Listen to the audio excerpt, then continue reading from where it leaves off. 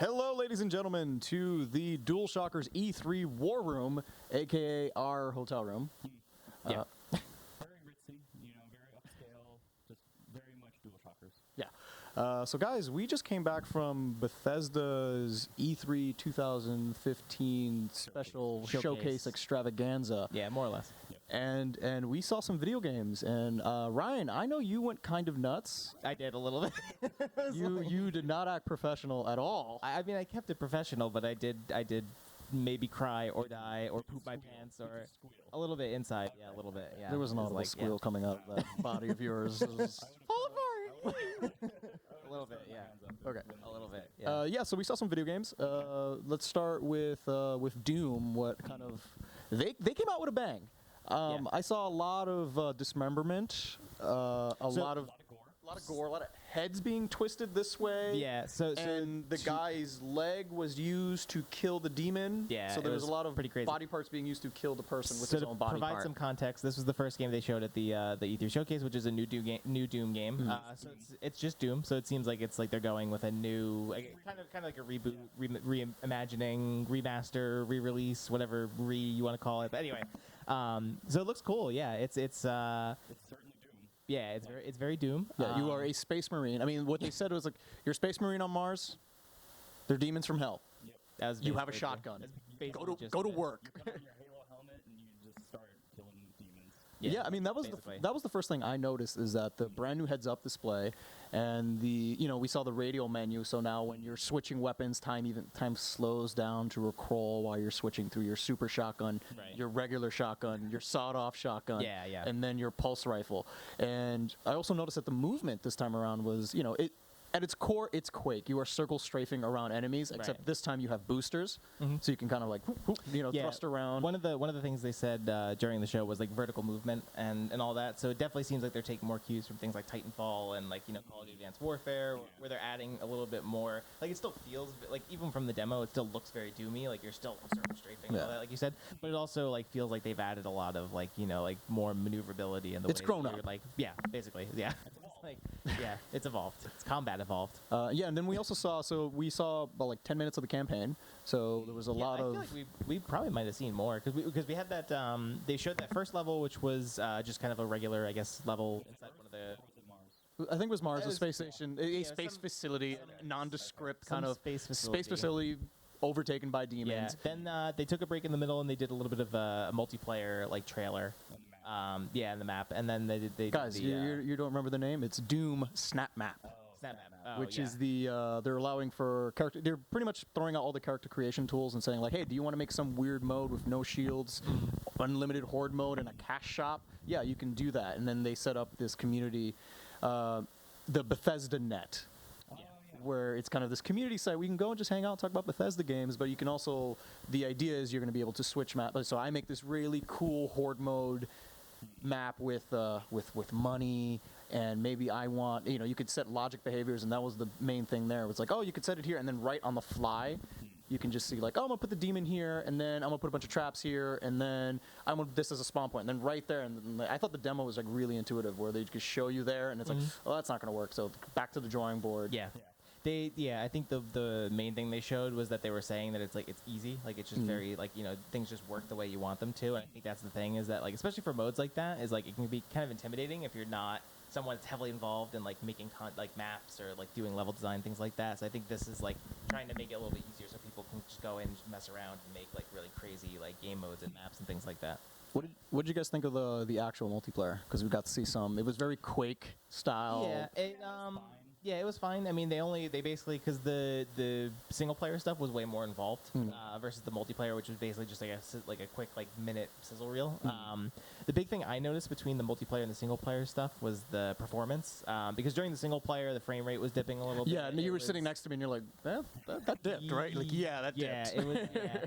The single player stuff was running pretty much looked like 30 around there, with a little bit of dips in between. I mean, it did look impressive. There were a lot of particle effects, but especially later on when they showed your guy in hell, and you're just that was kind of jaw dropping when that really happened. Impressive. But then the multiplayer was all 60, but the actual graphics and resolution looked definitely lower. So I think that I think it's clear that they're for the multiplayer they're going to go with performance over looks, to make it run smoothly. Yeah. But yeah, so Doom started out the show and everyone super excited, and then we got to, I think Steven refers to it as the bathroom break games. Every press conference has a bathroom break.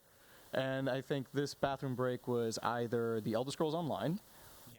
or Battlecry. More Elder Scrolls, because Battlecry they spent a whole 30 seconds on saying, oh, here's the thing, and oh, the beta, and blah, blah, blah. Oh, moving on. Australians are playing the game right now. Yeah. And now, so can you. Yeah. I'm like, oh, I great. feel like out of all those, like Battlecry was probably way more underwhelming. Just 'cause and it stinks because like before, like from what I've seen, the game looked cool, but it just like the animations looked really janky, like, and it just didn't What like. is it, though? It, Is it a MOBA, or is it a first-person? It's like I would compare it more third-person, to like, third person, like Team Fortress. It's team-based Okay. objectives, bunch of like goofy classes, that sort But I of think thing. it's focused more on like melee third-person combat, basically. Yeah, because you saw there was more like character combinations, being like, hey, I'm gonna have my shield up while my ninja guy goes behind you and like jumps over you, then jumps on my shield and does. Right, So there's a lot of yeah. impressive like character mix-up like that. Yeah. But yeah, I maybe it was the issue. It came right after Doom, so it was just kind of like, Underwhelming. Yeah, Yeah, it like, wasn't. eh. It probably wasn't. It was a thing. It was like because we'll talk about it later. Obviously, when we go into Fallout, but they started really strong and ended really strong. The middle necessarily didn't have as much like. Yeah, I mean.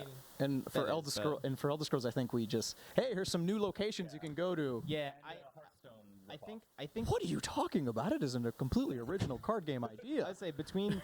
I would say because when eventually when CD Projekt Red releases a standalone version of Gwent, I mean, is like, did they? Or I don't know. I don't know if it's a mod or something else. I think it was a mod or something. But anyway, I would say when inevitably they released that, I was like, I don't know, will it be able to stand against Hearthstone and Gwent? Because like, I don't know. Yeah, and that was called Elder Scrolls Elder Scrolls Legends. Legends Yeah. is the name of it. Yeah. And I know she showed us some sort of interface. It was just kind of this like, here's a wizard, here's an elf, Yeah, again, Legends. it's I'm like, very- oh, it's I very think it Grey was. Lord. I think it was. Yeah, I think it was more of a thing that they're announcing versus like it's like it's like a case of something like that they're announcing, but it's kind of in the early stages of development yet, so they're probably not ready to show what it looks and, like. But and speaking of announcements they weren't ready for, we saw some Dishonored too. Yes. It's sort of Cinematic trailer. It was a CG trailer. Not fully representative of what the final product will be. Yeah, I mean, we got more information afterwards when the guys from Arcane were explaining what's going on. It's two playable characters now. It's Corvo Yeah. and Emily.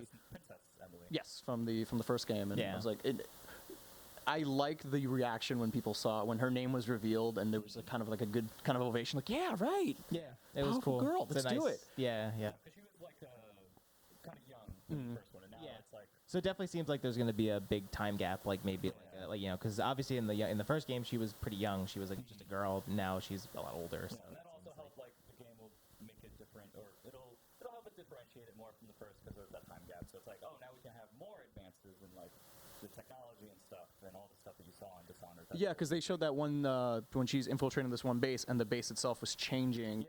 And morphing, and I didn't know if this was like, wow, is this, if they can, like I said, this was a CG trailer, and it's one of those things. One of my pet peeves when we go to shows like this, and you show me just a CG trailer with no game, with nothing running an in-game engine. Right. It's a little frustrating. Where it's just like, oh, why don't you could have just released this during the week? Like I wouldn't waste the 2-3 minutes of your press conference showing me this trailer and throwing Well, yeah, it out. I like, mean, especially when you think of how they did that with Fallout, where 2 weeks ago, or a week or two ago, they showed the cinematic trailer to give you kind of the idea of the game, and then this, we'll go into Fallout a little bit later, but like, obviously this was like they spent a ton of time showing in-game stuff, giving us idea of what the game's actually going to play like. Yeah. So I mean, that's what's left though is Fallout 4 because like that was the ending, and that was like the best ending too. To end with. yeah, I mean, we got Yeah. a Fallout info dump because it was insane. It was probably a good half hour almost, probably like close to that. It and was a lot. they- A lot of bullet points. Yeah, Yeah. I feel like he was going through that whole checklist of just like marketing bullet points. I think my heart stopped a couple times during that performance because that stuff because it was just so amazing. Like just Yeah. all the stuff they They showed was like opened incredible. it with like kind of like concept art. It was like a slow burn lead into it, but then they did the full reveal of like the gameplay. Yeah, when they showed the actual beginning of the game, and we were kind of speculating because they showed like pre-war stuff. Yeah. And Trailer. apparently, you start the game. Hey, before the bombs drop, you're just the coolest dad ever. You're just the best husband or wife because you can actually pick man or woman. And we got to see a little bit of the character creator, and what they Yeah. called it, the character sculptor, because instead of going with sliders, you're putting the thing on the guy's face and dragging it this way. Like, And his nose was like the nostril was bigger. yeah, And Yeah. like, all the form that looked really cool. And then we found out you actually have a kid, and the kid's appearance is a combination of how you decide to make the husband and wife. Yeah, So which is cool. If you make the husband the monstrosity and the wife the beautiful, pristine woman, then the kid would be some weird Frankenstein. Somewhere in between. Yeah, I was telling Ryan, there's going to be some really ugly Fallout babies when this game comes I know, out. I was like- But yeah, we saw the right beginning of the game, right when they get to the vault. We got to see the dialogue with the Vault Tech salesman, Right. which is a brand new dialogue system where you go almost into like a conversation cutscene. You have dialogue options, and he also made the point. Todd Howard was saying like, "Hey, if you don't want to talk to this guy, just walk away." And he just said the Vault guy's like, "Hey, thank you for slam the door. I don't want to deal with you." Yeah, or kill them, or shoot them in the face if Yeah. you want to. It was Probably like, not in the pre-war part, but sure. yeah, but I mean, yeah, it definitely seems like they're trying to make the dialogue and conversation a little bit more dynamic and more engaging, and a little bit more open to player choice, which Fallout has always been about. I mean, and also with so. Skyrim too, a lot of the conversations felt a little lifeless, and just Yeah. because characters didn't really animate that Well, much. I'm so Looking at you. I'm glad they showed that there's not as much of like the Bethesda like dead eye like Yeah. characters looking straight at you like this, just like where they. they looked like people and not Yeah. just robots to feed you quests. Well, even when you looked at when there was the scene with your character talking to like one of the Mr. Handies, where you see like the animations are so much more full of life and everything, where you see like the little like eyes moving and like twitching around, things like that. So they definitely are making the animations are definitely way improved. Yeah. I feel like. And we got some story tidbits. So once the bombs drop, you're on your way to a vault. Something happens, and Yeah. your character wakes up 200 years later. Yeah, which So- is crazy to think about. That like Yeah, sure, why not? And and I think what kind of took me I was like, oh, okay. Like when I started really getting hyped up, and like Ryan was already off his seat, just I know, like, it I was can't take this. it was like- Was when they emerges from the vault and like the light, his eyes are adjusting to the light. Classic Fallout thing.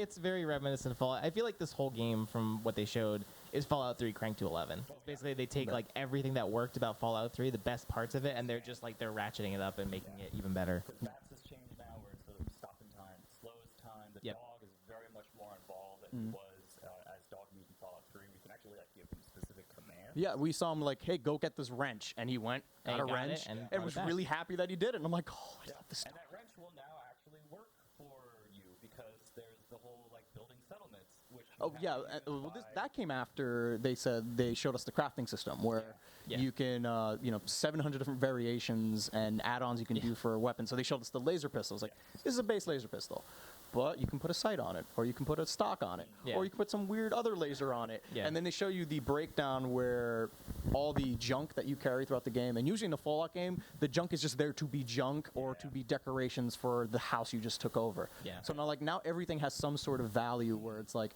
hey, this upgrade needs a piece of glass, a screw, and glue. And it's like, well, this toy car I just found, I can get screws from there, and you can just bunch everything together, and like everything's useful, which I appreciated. And yeah, which led to the settlements. We thought, like, oh, maybe you get like a home base or something, or a garage, No, it's- maybe. It's way more involved. It It's is. like Wow. town. Yes. basically, build yeah. one. Yeah. Like, oh, well, this is Now, I don't know necessarily, like, from whether that means that you could just go to any plot of land and just start building No, because they said that there are these predetermined areas that are. That's what like- it's- yeah, They're like lots I think, throughout the yeah, game that I you think, can do. I think it's more the case that there's, like, specific sections of the game where you can, or specific areas that you can, like, build something. I don't think you could just go anywhere and roll up and start I building a claim house this with, like... This mountain is mine. You can't go to the baseball stadium and be like, I am now building my town in the baseball. Yeah. I'm the king of Fenway Park. No, I think no, but it definitely seems like it's more like, okay, there are certain sections of the area of Boston that you can now make your own. And the house tool set that they used to design looked kind of really easy. Like he was just Yeah. showing us, like, yeah, you want a I wall? think Here's a that- I wall. think- There's another wall. I think that kind of ties in, not that it's the same thing as like the Doom 3 snap map, but I think it's a similar principle where it's kind of like they want to make it easy, and that way, like, that way you don't have to. You could spend as much time as you want with it, or you could spend as little, like however you. Ignore it, probably. Yeah, or like they even said that it's optional. Like you don't have to do it, but it's there if you want to, and I obviously. feel like I'll make one settlement and that'll be my settlement. I don't think I'm Yeah. gonna go crazy and make like a Because I'm not apparently gonna people can come and stay and live there. You can set up shops, and you have a shopkeeper. And if you have multiple settlements, you can set up trade routes. And he's like, yeah, if you want to do a Brahmin combo. And like what I love what Todd Howard was saying is all this is optional. If you look at this and like, you know what, this is way over my head. I just want to go through story mode and be done with it. You can do that too. But it's one of those games like, we're playing The Witcher 3. It's like, yeah, there's a lot of stuff you could ignore, but man, yeah, do you really want Yeah. to? Like everything seems so much fun. Yeah, and part of that too, like tying into the crafting and the between weapons and building settlements, things like that I like, is that now they said that instead of having to go and search for specific objects or things like that, now basically all the random junk that's around in like all the different areas of Fallout like have a purpose now, because now you can just be like, well, I need glass, so I could just go like break a window or like or like get like plates or something like that, or like if you need like wood from something, you get like a toy car or like a plank of wood or whatever. Like you could just get, so now, because before like all that stuff in Fallout 3 was nice, but it just filled space, and so now all that stuff has a purpose. Yeah, and if that wasn't enough, they ended the show with the reveal of Fallout Shelter. Yeah. The free iOS or Android Fallout game available now. That you can go download right now. And basically, you're an overseer maintaining a vault that you It's like Sims almost. Yeah, it's like Sims mixed with Tiny Tower.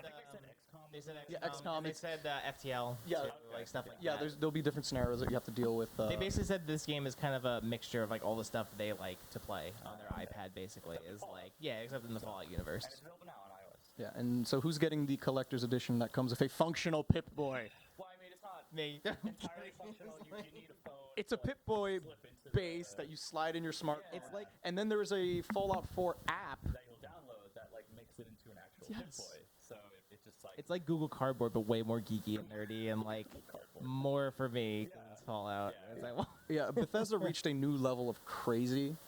Because it was just, they kept topping each other with every statement. Because then they also had if you're customizing your own base and doing all, oh, yeah, that's right. That garage, that's your power armor. You can customize your power armor and get little bits and pieces. I know, Also- they just totally were just dropped that in. They're like, oh yeah, you can customize all this stuff, and you can customize power. and the armor. layered then, clothing, so you can wear stuff on top of stuff, which is like, for me, I was like, yes. Because Yeah. those were all my favorite mods playing it on PC, and it almost seems like they looked, and it's like, what have people done to our game to make it a lot better? And then they just kind of went forth and made it all official and just like, Yeah. proper. But for a first press conference for Bethesda, I thought it was a really good, especially for like not only to start off E3 on a really awesome note, like with all they showed, but I think just like for them, like I think it was a really big, good, big step forward for it. Yeah, for them. the whole internet's abuzz with. Aside from their blinking screen, that was beyond their control. yeah. If you're watching the Twitch, if you're watching the stream, you don't notice it, but in theater, every once in a while, the Left side of the left side would go screen was black for like blinking. a split second, but you're like, I was like, oh man, if this craps out during Fallout 4, people are going to be mad. But thankfully it was one or two flickers here and there. Yeah, it wasn't too but bad, the but- show stuff was fine. I thought this was it almost seemed like they did this all the time. Like this is yeah. this is just another E3 show, but this is their first. It could have show. gone really wrong. But Yeah, it was really good. And I hope that I think it's like they said, is that they're all about the details, but even like like when they were on the stage and they had those really nice graphics that were like introducing it, like they put time and care into this presentation. It wasn't just like PowerPoint slides and things like that. It was like So they just hit everything they needed to hit, and then they're done. And it's like, all right, out. Yeah, Drop the mic. so yeah, this got me excited for tomorrow's press conferences when we get up super early to watch Microsoft, Sony, EA, Not Ubisoft. not Ubisoft, Sony. and Sony. We'll watch it, but not be there. Yeah, so I hope they just kind of like, they look at Bethesda and be like, yeah, we can do that. We can do it better. And, Yeah. and not just have it be dancers come out for Just Dance. Bathroom breaks. Just no. You don't need. Yeah, yeah. If you're going down your list and you're like, do we really remaster? We can probably skip this and save it for next week. Let's just. Publish the trailer on YouTube. That's Yeah. it. So yeah. So It was a good show. Yeah, I thought so. It's a great start, and yeah, we're gonna keep doing more of these. We're after each press conference and kind of give our thoughts and impressions, and also do a follow-up kind of podcast and kind of go to the deeper notes, because we're gonna do a podcast right now and really talk about Fallout. I might actually just start playing the app while we're doing it and just see how that goes. Oh my God, no. Yeah, but yeah, keep checking out our E3 content, because we'll be doing some hands-on interviews, a lot more video and a lot more podcasts. We're gonna do daily podcasts and just talk about what we've seen and kind of the craziness on the show floor. But yeah, live from LA in the DualShockers E3 War Room. This was George Jimenez, Steven Santana, and Ryan Meitzler. I'm gonna go dream about Fallout 4 now. Yeah, you do For that. the entire night. It's like Thanks for watching, guys. Fallout 4. It's real. It happened. The game exists. Oh,